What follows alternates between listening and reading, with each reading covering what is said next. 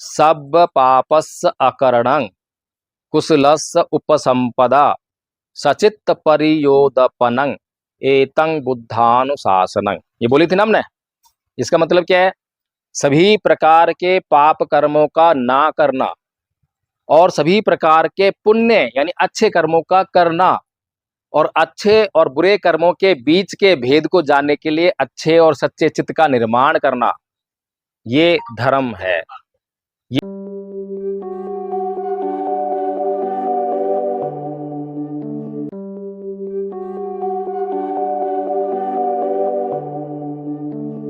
अब बौद्ध में भारत कैसे हो? अभी तक क्यों नहीं हुआ? 14 लोग पूरी दुनिया लाल और 5 लाख लोग, 10 लाख लोग। और बाबा साहेब की विचारधारा क्या हाल है? क्या हाल है बाबा साहब विचारधारा का? अच्छा, विचारधारा बड़ी किसकी है, कार्ल मार्क्स की या बाबा साहेब की? कैसे है? दोनों की बड़ी है। सर दोनों का अपना महत्व है। वहाँ उन्होंने मजदूरों के लिए इनके लिए काम किया था, मतलब कृषकों के लिए, मजदूरों के लिए। देखो, समाजवाद जो है विचारधारा उसकी बड़ी होती है जिसके फॉलोअर ज्यादा होते हैं। ठीक है, फिलहाल तो बड़ी वो है, लेकिन सत्य की कसौटी पर और जरूरत की कसौटी पर अगर हम परखेंगे तो पता लग पाएगा कि कौन सी विचारधारा क्या कह रही है। समझने वाली बात है। कार्ल मार्क्स ने क्या कहा था? धर्म क्या है बोला था? सही बोला या गलत बोला? सही बोला। सारे राजी हैं? चलो अब मैं दूसरा लिखता हूं।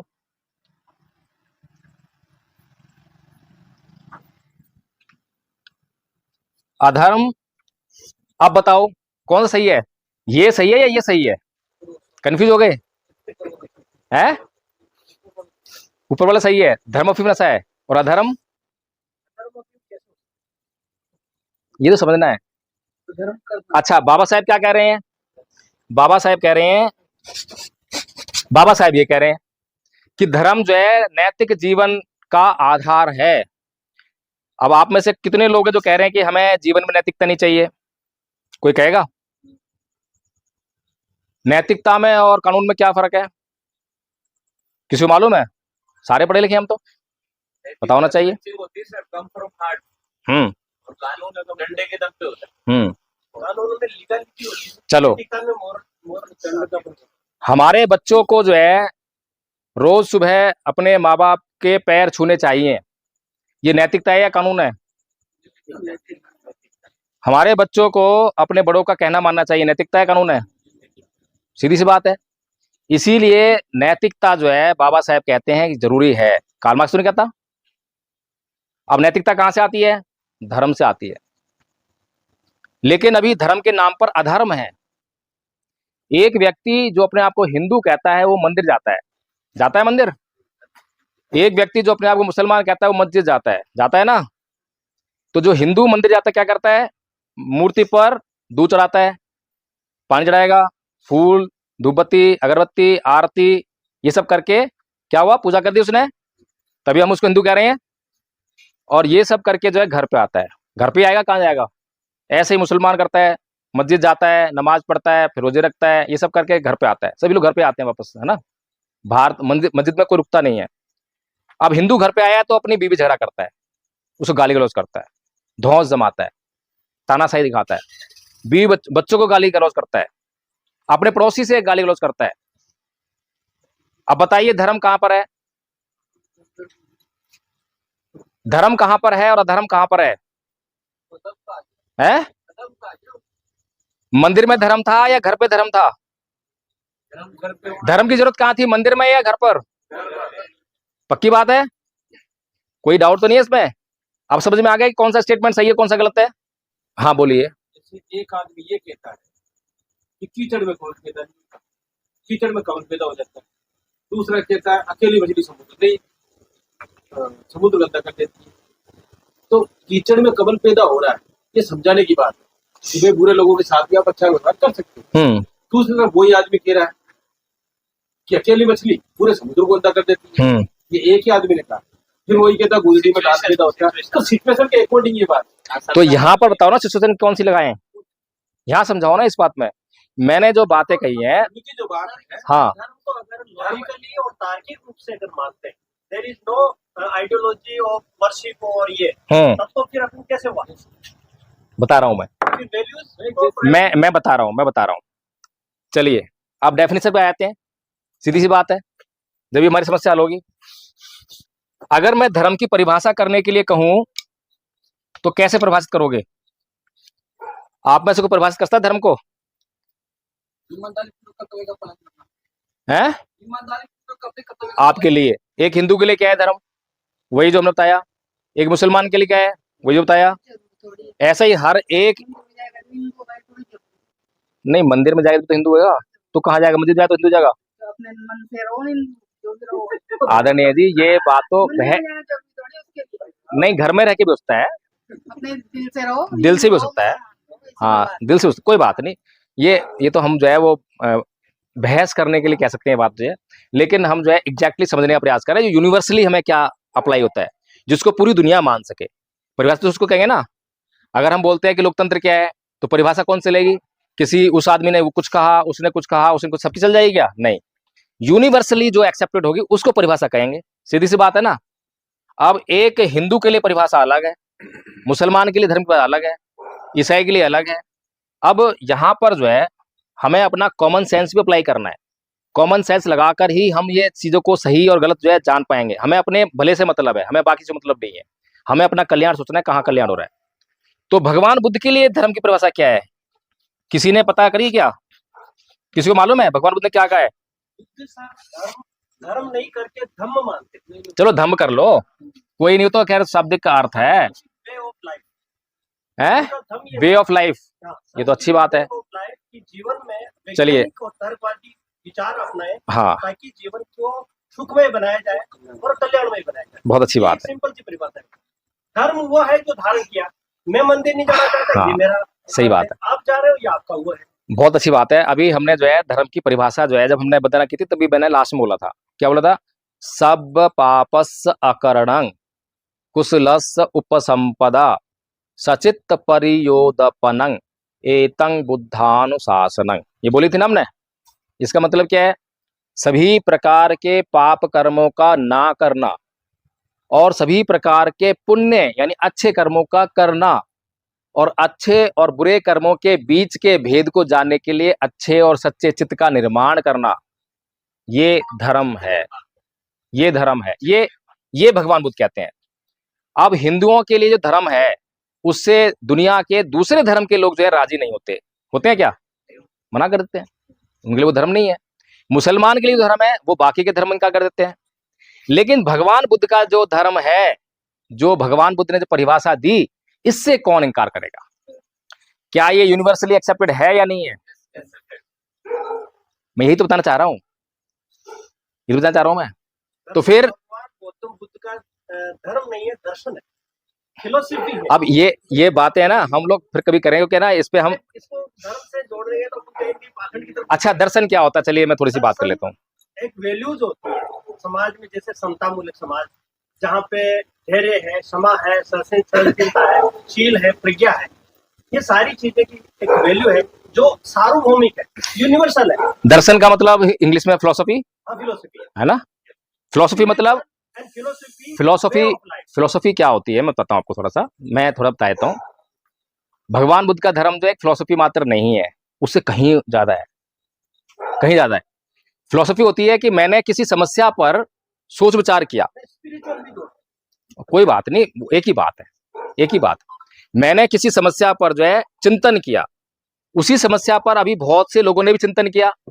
जैसे बुद्ध ने चिंतन किया दुख पर, तो ऐसा नहीं है बुद्ध ने पहली बार किया हो, और लोगों ने भी किया होगा, है ना। लेकिन बुद्ध ने पहली बार जो है धम्म को, उसको दुख को डिफाइन कर दिया, जब तक डिफाइन नहीं था। ऐसे ही जब कोई व्यक्ति जो है किसी समस्या पर यूनिकली चिंतन मनन करता है और एक सॉल्यूशन देता है और उसको लिख देता है कि मेरी नजर में ये सॉल्यूशन है, दैट इज फिलोसफी। वो फिलोसफी है ना। कार्ल मार्क्स ने भी अपनी फिलोसफी दी थी, तो कार्ल मार्क्स ने क्या फिलोसफी दी थी? कार्ल मार्क्स कहता है समतामूलक समाज की स्थापना करना, गरीब और अमीर के बीच में डिफरेंस। समतामूलक नहीं, साम्यवादी समाज। समता का मतलब वो कह रहा था कि अमीर इतना नहीं रहे, गरीब इतना दुखी ना हो, कि इनको समानता लाया जाए, साम्यवादी। और उसमें जो अभी हथियार अपनाया था वो वायलेंस था। चलिए, नहीं वो हमारा भी विषय नहीं है। मैं अभी बता रहा हूँ आपको, जो है जो मेन पॉइंट फोकस करना है उसकी जो बात पे, जो है साम्यवाद का सिद्धांत जो है उसका, क्या क्या साम्यवाद आज तक लागू हुआ देश में, पूरी दुनिया में? क्या साम्यवाद आज तक पूरी दुनिया में कहीं लागू हुआ? नहीं हुआ सर, नहीं हुआ। जहाँ भी है वहाँ फैल वो समाजवाद तक जो है पहुंचता है और उसके बाद दम तोड़ देता है। ठीक है, समाजवादी है तो। साम्यवाद के तौर पे क्या बोलता है वो? एक ऐसे राज्य की कल्पना करता है जिसमें किसी भी प्रकार का वर्ग संघर्ष नहीं होगा, वर्ग ही नहीं रहेगा। सही कह रहा हूं, गलत कह रहा हूं? वर्ग रहित समाज की कल्पना करता है। That is not possible. Philosophy है लेकिन that is not practically possible. गलत कह रहा हूं, सही कह रहा हूं? तो फिलॉसफी में उसमें फर्क आ गया। भगवान बुद्ध की धर्म को आप फिलॉसफी कहते हो लेकिन quite practically possible. Each and every principle of भगवान Buddha is quite practically possible. है या नहीं है? इसीलिए तो फैला। एक तरफ जो है जैनियों का धर्म भी है, अतिवादी है। It is not practically possible, practically possible नहीं है, एक्सट्रीम लेवल, एक्सट्रीम है। मध्यम मार्ग है। तो समझने वाली बात है। तो अब देखिए, मैं आपको बताना चाह रहा हूं कि हम किसकी बात को मानने से इंकार कर रहे हैं, किसका अपमान कर रहे हैं। मैं आपको ये समझाने का प्रयास कर रहा हूं। कार्ल मार्क्स कहता है धर्म अफीम का नशा है। बाबा साहेब कहते हैं धर्म नैतिक जीवन का आधार है। कार्ल मार्क्स से चूक होती है, क्योंकि कार्ल मार्क्स ने जिनको धर्म माना, जिनको धर्म देखा, वो हिंदू देख रहा है, मुसलमान देख रहा है, ईसाई देख रहा है। इसलिए गलत नहीं है वो गलत नहीं है, लेकिन उसको करेक्ट करने की जरूरत है कि उसको अधर्म करना है। उसको उसे कहना है कि अधर्म अफीम का नशा है, इसको हम धर्म मान के चल रहे हैं, ये अधर्म ही तो है, धर्म नहीं है ये। धर्म तो बाबा भगवान बुद्ध बोल रहे हैं कि पाप कर्म नहीं करना। अब एक हिंदू जो है मंदिर में जा रहा है, जो करके आ रहा है, वो धर्म है क्या? और घर पे आकर कर रहा है पाप, तो धर्म कैसे हो जाएगा? जिस काम को करने से लोगों को नुकसान होने लग जाए वो धर्म होगा, अधर्म होगा? अधर्म होगा, अधर्म होगा, सीधी सी बात है। तो इसीलिए जो है बाबा साहेब का विचार कार्ल मार्क्स से कहीं ज्यादा उन्नत है। और बाबा साहेब जो है काठमांडू में भाषण देते वक्त जो है कार्ल मार्क्स अथवा बुद्ध पर बोलते हैं, पढ़िए किताब, उसमें क्या बोलते हैं कि कार्ल मार्क्स का साम्यवाद कहीं नहीं आया, लेकिन बुद्ध का साम्यवाद पूरी दुनिया में अलाकर दिखाया उन्होंने। साम्यवाद ऐसा नहीं है नहीं आया। उनका भिक्खु संघ जो है साम्यवाद का उदाहरण है, वह साम्यवाद है। कोई छोटा नहीं, कोई बड़ा नहीं, कोई वहां पर वर्ग नहीं है, किसी तरह का कोई वर्ग नहीं है। तो इसीलिए जो है बाबा साहेब का विचार कार्ल मार्क्स से कितना महान है, लेकिन उसका प्रचार ना होने की वजह से उनके लोग जो है दुखी हैं। अच्छा, सबसे बड़ी समस्या पता है क्या है? सबसे बड़ी समस्या यह है कि महान पुरुष जब जिसके कल्याण के लिए, जिसके दुखों को दूर करने के लिए जो विचार देते हैं, उस विचार को, उस सिद्धांत को जिन लोगों को पढ़ना चाहिए, जिनके लिए दिया गया है, वो नहीं पढ़ते हैं, वो नहीं समझते हैं, वो नहीं अमल करते हैं। लेकिन जिनके लिए नहीं दिया गया है वो पढ़ लेते हैं, वो अमल कर लेते हैं और वो उनका जो है सॉल्यूशन दे देते हैं। कार्ल मार्क्स ने जब ये बात कही तो क्या कहा था कि ए दुनिया भर के मजदूरों, तुम संख्या में ज्यादा हो, है ना? और मजदूरों पर उस टाइम क्या हो रहा है? 24 घंटे में से 20-20 घंटे उनसे काम लिया जा रहा है, तनख्वाह के नाम पे कुछ नहीं दिया जा रहा। यही तो है। इसीलिए कार्ल मार्क्स ने कहा कि तुम संख्या में ज्यादा हो, फैक्ट्री में एक मालिक और इतने मजदूर, तुम सारे इकट्ठे हो जाओ, इस मालिक को मार भगाओ, इस फैक्ट्री पे कब्जा कर लो, इस फैक्ट्री को तुम चलाओ और जो लाभ इससे मिलेगा सारे मिल बांट के अपना जीवन जो उन्नत करो। अच्छी बात थी। कार्ल मार्क्स ने कोई बुरी बात कही? किसके लिए कही? मजदूरों के लिए। लेकिन क्या दुनिया भर के मजदूर मालिक हो गए? आज नहीं हुए, क्योंकि मजदूरों को तो आज पता ही नहीं है कार्ल मार्क्स कौन है। लेकिन जिनके खिलाफ कहा, पूंजीपतियों के खिलाफ कही थी ना बात, पूंजीपतियों ने कार्ल मार्क्स की बात पढ़ ली, समझ लिया कि भाई इससे तो क्रांति होने वाली है, इससे तो ये सारा कुछ चला जाएगा। तो फिर अमेरिका में, इंग्लैंड में वो जो क्रांति जो है होने से रुक गई। कार्ल मार्क्स की क्रांति वहां नहीं पहुंची ना, क्योंकि उन्होंने जो है वहां मजदूरों को सुविधाएं दे दी, सीधी सी बात है, उसका इंतजाम कर दिया और फिर हमेशा के लिए मजदूर बनकर रह गए। ऐसे ही भारत में जिन लोगों के लिए बाबा साहेब ने जो बात कही थी उन्होंने तो पढ़ी नहीं। पढ़ने मतलब कहाँ है? उससे फुर्सत कहाँ है? यूट्यूब से और उससे सोशल मीडिया से पढ़ेंगे तो कुछ होगा ना। ये भी कहा ना था, अधिक दरिद्रता और आर्थिक क्रांति को जन्म बहुत कुछ कहा, इतनी सारे तो मैंने पढ़ी भी नहीं है, मैं तो मोटी मोटी बता रहा हूँ, अपने काम को बता रहा हूँ। मैं तो बहुत सारी बातें कही होंगी, हम तो फोकस कर रहे हैं हमारी समस्या कैसे हल हो। तो हमारी समस्याओं के लिए बाबा साहेब ने बहुत अच्छी रिसर्च की, बहुत बातें करी, लेकिन वो हमने नहीं पढ़ी। किसने पढ़ ली? किसने पढ़ी? और उसने हमारा इंतजाम कर लिया। तो उसने क्या पढ़ा, अरे बाबा साहब ने ये कहा है कि जाओ अपने घरों की दीवारों पर लिख दो शासक है। अरे तो बाबा साहब ऐसा क्यों बोल रहे हैं? पढ़ा, अरे अच्छा बाबा साहब बोल रहे हैं इनको बौद्ध बनने के लिए। इनको बौद्ध नहीं बनने देना, इनको बौद्ध नहीं बनने देना, इनको जो है हिंदू धर्म में सारी सुख सुविधाएं देनी है। तो सुविधाएं मिलने लगी। जागरण होते हैं तो क्या होता है उसमें? धर्म होता है, अधर्म होता है? क्या होता है? क्या अधर्म होता है? जागरण में अगर नाच गाना ना हो, एंटरटेनमेंट ना हो, तो लोग जो है आएंगे नहीं। सही बात है। कांवड़ यात्रा होती है, एंटरटेनमेंट ना हो, नशे की छूट ना हो, कांवड़ यात्रा अगले ही साल बंद हो जाएगी, लोग नहीं आएंगे। तो वो खुली छूट देते हैं हिंसा करने के लिए, ये करने के लिए, ताकि ये समाज जो है इस धर्म को छोड़ के वहां ना चला जाए। और फिर बाबा साहब कहाँ पढ़ेंगे? स्कूलों में। स्कूल ही बंद करो, शिक्षा को ऐसा कर दो है। और फिर इंटरनेट और मोबाइल पर ऐसी चीजें डालो जिससे कि ये समाज जो है असली चीज को ना देख पाए और नकली चीजों को पढ़ता रहे। तो हमारा पूरा इंतजाम कर रखा है। तो हमारे पास क्या सॉल्यूशन है? अब क्या सॉल्यूशन है? भारत को बौद्ध में करना है या नहीं करना है, पहले तो ये बताओ। इतनी सारी हमने बातें करी हैं, 3 घंटे हो गए हैं। करना है नहीं करना है? करना है वो हाथ खड़े करो जितने लोग कह रहे हैं करना है। अरे वाह, 14 से ज्यादा हो गए मेरे ख्याल से, गिन ले क्या है? 14 से ज्यादा है। तो भारत बौद्ध में होगा या नहीं होगा, ये बताओ। ये काम मुश्किल है आसान है? मुश्किल है पक्का? चलो आसान कर दूं, है आसान कर दूं? अच्छा कोई बात नहीं, कोशिश करता हूं, हो जाए तो अच्छी बात है, हो जाए तो अच्छी बात है। अच्छा, अब तक जो है भारत बौद्ध में नहीं हो पाया, उसका कारण क्या है? पहले तो हमें ये देखना पड़ेगा ना। थॉमस एडिसन 100 बार जो है बल्ब बनाने का प्रयास करता है और फेल हो जाता है। तो वो क्या काम करता है? उन 100 कारणों को लिखता रहता है ना? क्यों लिखता है? ताकि वो जो है, जो कारण जिनसे मैं असफल हुआ हूं उनमें से एक कारण भी दोबारा रिपीट ना हो जाए, है ना? ये तो सफलता की असली बात तो यही है। तो अब तक हम असफल क्यों हुए, अगर हम उस पर विचार करेंगे तो कम से कम हम वो वाला प्रयास करेंगे जिसकी वजह से हम पहले असफल हुए, उसको नहीं करेंगे, है ना? तो अब तक हम असफल क्यों हुए, क्यों भारत बौद्ध में नहीं हुआ, कारण क्या है? नहीं मालूम?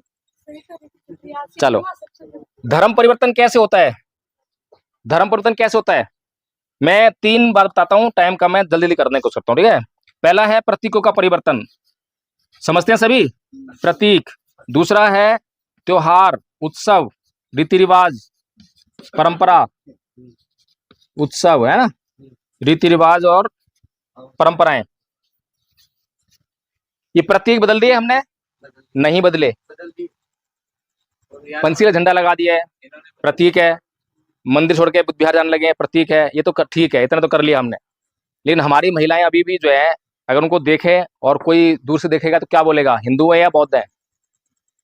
एक मुस्लिम महिला को जब हम देखते हैं तो देवता लेते हैं ना, मुस्लिम है। ऐसे एक हिंदू महिला की भी पहचान है। क्या पहचान है? सीधी सी बात है। तो इसका मतलब हमने नहीं बदला। ये सबसे मुश्किल काम है ये, है ना? चलिए, दूसरा त्योहार, उत्सव और रीति रिवाज, ये बदल दिया हमने। अभी भी शादी तो बौद्ध धर्म से करनी है, लेकिन उसमें भंते जी अभी तो फेरे नहीं हुए, भंते जी अभी तो मंगलसूत्र नहीं बनाया, आग तो जली नहीं, है ना? तो कहीं ना कहीं वहां बैठ के, और फिर बच्चे कई बार जिद करते हैं, रक्षाबंधन, अरे कोई बात नहीं, बच्चों की जिद कर लो। अरे होली, पापा मैं तो पिचकारी लाऊंगा, मेरा मन कर रहा है। अच्छा बच्चा है, चलो कर। हम अभी भी सॉफ्ट लेके और कर देते हैं, है ना? तो अभी हमारा पूरा नहीं हो पा रहा है, अधूरे अटके पड़े हैं। लेकिन हमें इसमें जो है बहुत सख्ती बरतनी पड़ेगी, प्रतीकों पर भी।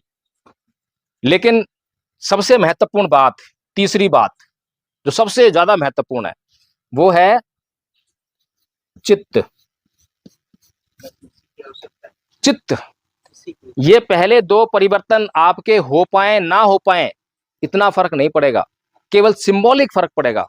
लेकिन अगर ये वाला आपने बदलाव नहीं किया तो कल्याण की पॉसिबिलिटी नहीं है। अभी मेरा कल्याण में बाधा कौन है? मेरा चित्त। मेरे चित्त में विकार हैं, काम, क्रोध, मोह, लोभ, द्वेष, राग, ये मेरे विकार हैं, है ना? मैं घर में कलेश करता हूँ, बाहर कलेश करता हूँ, रागी हूँ, अपना जीवन नष्ट कर रहा हूँ। ब्राह्मणवाद जो है, जिस संस्कृति की बात कर रहे, सांस्कृतिक परिवर्तन कार्यक्रम कर रहे हैं, संस्कृति का मामला है। दो संस्कृतियां हैं, एक संस्कृति जो है वो इन सबको बढ़ाती है और दूसरी संस्कृति बौद्ध संस्कृति है, वो इन पर कंट्रोल करने का काम करती है। ठीक है, तो अब हमें जो है सबसे पहले तो यही वाला काम शुरू करना है यहाँ से। जब ये परिवर्तित हो जाएगा तो ये जो है धीरे धीरे परिवर्तित होते रहेंगे। ठीक बात है? अच्छा, तो इसको परिवर्तन करने का काम तो हमने शुरू कर दिया है, डिटेल में कर लेंगे। अब फिलहाल हम बौद्ध में भारत को कैसे करना है और क्यों नहीं हो पाया अभी तक, क्यों नहीं हो पाया, क्योंकि ये मोबाइल है। मैं आपको अगर किसी को भी कहूं कि ये लो भैया मोबाइल लो और इसको बेचाओ, बेचाओगे? नहीं बेच पाओगे, इतनी स्किल नहीं है। चलो, अगर मैं इस मोबाइल की सारी जानकारी आपको दे दूं, पूरी ट्रेनिंग करा दूं कि इसमें क्या क्या फीचर्स हैं और ये लोगों के लिए कितना जरूरी है, कितना सस्ता है, और फिर कहूं आपको 10 मोबाइल दे दूं, तो बेचाओगे? फिर तो बेच ही आओगे। हैं? हम जो है, अरे भाई कहां कर रहा है, हम 2 बार जो है ना मोबाइल लेने गए, आपको बताता हूँ उदाहरण में। मोबाइल स्टोर पर गए मोबाइल लेने के लिए, और दोनों बार मन बना कर गए कि भाई सैमसंग का लेकर आना है। क्या लेकर आना है? सैमसंग का मोबाइल लेकर आना है। और जो सेल्समैन है वो इतना स्किल्ड है, वो हर बार जो है हमें बहका फुसला के जो है और ओप्पो का दे देता है, और जब लेके आ जाते हैं फिर परेशान। समझ रहे हैं क्या बोला मैंने? स्किल। एक स्किलफुल पर्सन जो है मिट्टी को भी सोना बनाकर बेच सकता है। फिर हमारे पास जो बेचने के लिए यानी जो प्रचार करने के लिए जो चीज है उसकी वैल्यू आपको पता नहीं है, क्या वैल्यू है, क्या वैल्यू है उसको पता करना है। तो भगवान बुद्ध जो है धम्पद में कहते हैं, नाही वेरेन वेरानी समन्ति कुदाचनंग अवेरेन च समन्ति ऐस धम्मो सनातनो, कि वैर से कभी वैर शांत नहीं होता। ये बात सही है गलत है? सही है। अच्छा, ईंट का जवाब पत्थर से देना, ये बात सही है गलत है? अच्छा, बाबा साहेब ने कहा था कि अत्याचार को सहन करने वाला अत्याचार करने वाले से ज्यादा गुनहगार, ये बात सही है या वाली सही है? दोनों में बात कौन सही है? आप जो है बहुत अच्छा सोचते हैं, आप बहुत अच्छा सोचते हैं। ठीक है? नहीं, मैं पॉजिटिव बोल रहा हूँ। आप ऐसा ना सोचे कि मैं मजाक कर रहा हूँ आपसे। मैं उन समय परिस्थितियों की बात करूंगा मैं। हाँ, बिल्कुल ठीक कह रहे हैं। देखिए, आप देखिए, चलिए हमारे पास टाइम कम है, थोड़ा सा कंक्लूजन तरफ बढ़ते हैं।